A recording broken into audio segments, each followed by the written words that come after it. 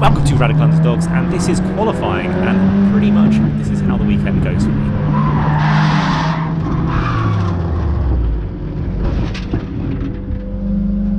So as you saw, braking down into the last corner, struggling to get it in gear, got it in first and not third. I think I did buzz the engine a little bit. You could hear it clattering as the clutch was let out. I did put it back straight away, but doesn't seem to be any engine damage anyway. So only 2 engines so far this season, and red lights are on and they're off in race 1 at Cadwell Park.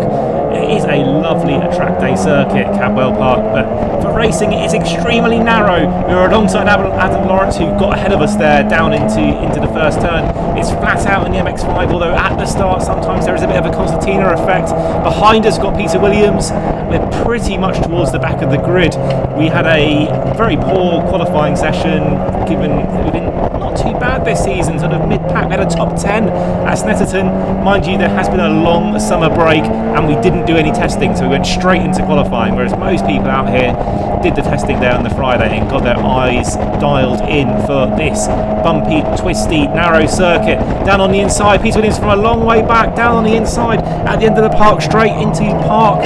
He through on the inside. We're down in yet another position out on the grass.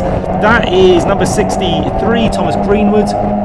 He didn't lose that much time. He kept his foot in. A bit dangerous on the grass sometimes, but nice and dry it appears, and able to get some grip and not spin around. But that's more than can be said for Peter Williams, who's got out onto the grass and onto the inside, distracting slightly. That's the problem with Cadwell Park. The barriers are very close, and there isn't very much gravel, or any gravel, I don't think. Correct me if I'm wrong in the comments if I am wrong about that, but I don't think there's any gravel on the circuit at all, which means if you get onto the grass, sometimes it is a one-way ticket to the barrier, as we've already found out this weekend.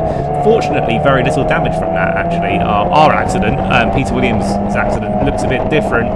He's definitely out for this race, but that car looked quite badly damaged from its contact in the barriers. Through the pretty amazing Hall Bend section, it's great spectator sport here at Cadwell Park, really close to the track as the cars whiz through in this sort of very tricky, narrow, bumpy section. As I said before, very narrow though, so very difficult to get side by side. We are going to skip ahead because frankly this race isn't the most interesting one to watch. I have kept the highlights short and sweet. Up ahead we have Thomas Greenwood fighting with Adam Lawrence as they go down into Mansfield. We are a long way back from the pack. Again, I was lapping in the 1 minute 50s here. The qualifying time I got was a 1 minute 49.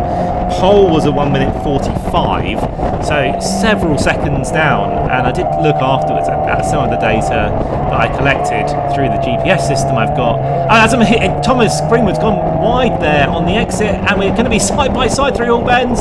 He absolutely launches it down the outside and really saved that position just by being super brave on the brakes going down into that section. I think that's one of the most exciting bits of the race. What we're going to do is going to skip ahead. This is the fastest lap of the race. As I was saying, my fastest lap in qualifying was a 1:49.4. This lap ends up being roughly that same sort of time, flat out in the MX-5 through turn 1, and then definitely losing time here because you can kind of see that the car really isn't on the edge of traction as we go through the top of Charlie's.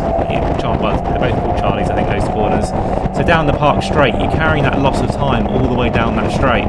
Now the braking point into park I don't think was too bad actually. So I was braking about 1.5, 1.25 down into the end of this park straight there, and you can see actually catching up a little bit with Thomas Greenwood there. So braking point not too bad. Maybe shifting a little bit early into fourth. I didn't really want to shift mid-corner, but actually losing time there. Basically flat out, and then the braking point is really tricky to pick out for the gooseneck. And again, probably not carrying enough speed through the gooseneck. You can see the car really pretty smooth and tidy through there.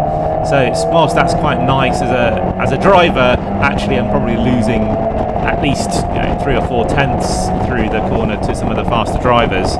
Again, through this mountain section, again, car actually seems relatively stable, not using all the track actually, so not using an And again, through this section, difficult to get this one. If you get it wrong, obviously you're in the barriers, and probably losing another 3-4 tenths there as well. So you can see how it all adds up.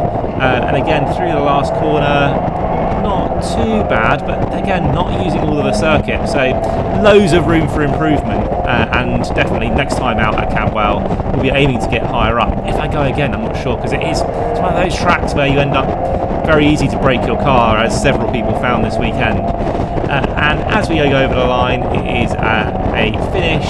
Not the best race, but the car is still in one piece. And you know what? I'll just let my body language tell you what I thought about this race.